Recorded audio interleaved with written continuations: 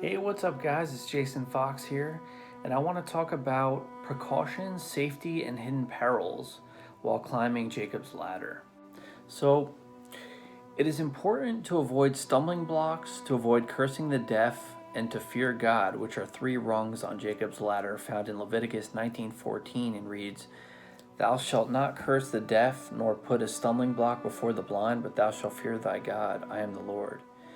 It is also important to build a parapet for the roof of your house, which is another rung on Jacob's ladder, found in Deuteronomy 22:8, and reads, "When thou buildest a new house, then thou shalt make a parapet for thy roof, that thou bring not blood upon thy house, if any man fall from thence." These four precautious rungs should be carefully climbed in order to avoid trouble, danger, and peril.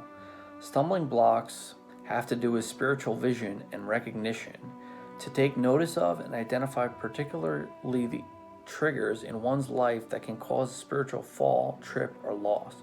A person who cannot recognize and identify stumbling blocks is spiritually blind and cannot foresee oncoming dangers. This is why it is good to practice recognition and recognize hidden perils. Cursing the deaf has to do with spiritual communication and to take notice of conversations, both of what is being spoken and what is being heard. A person who is unaware of what is being heard can be called spiritually deaf, and a person who is unaware of what is being spoken can be called spiritually mute. Practicing and improving communication can make the deaf hear again and the mute talk again. Practicing communication can also break the curse or negativity on a person when they talk and listen in a conversation. With skilled communication, they can now avoid insulting others and are now able to take hints or advice from others if they are poorly communicating. Fear has to do with spiritual orientation and to be cautious of one's own desires, thoughts, emotions, or feelings, actions, and restraints. A person who is fearless can be considered spiritually numb, lacking feelings towards others.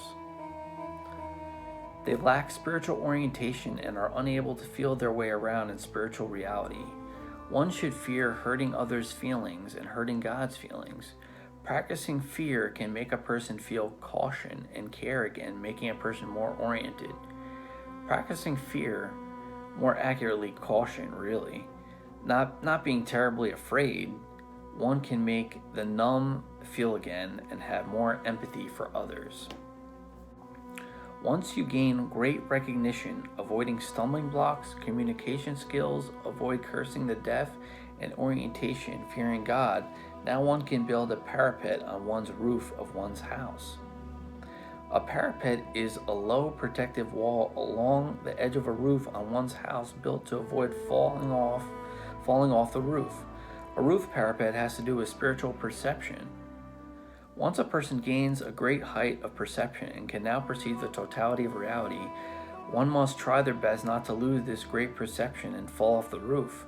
A person who has reached great heights but begins to lose perception can be called spiritually dizzy or unbalanced and in danger of falling to a limited perception. They can easily lose a grip of spiritual reality and fall to physical reality once again.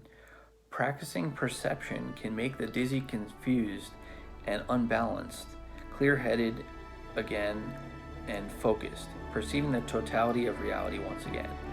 Reviewing the basic precepts of spirituality can strengthen a person's perception if it was lost. Okay guys, this was 4 rungs on Jacob's ladder that deals with precaution and safety.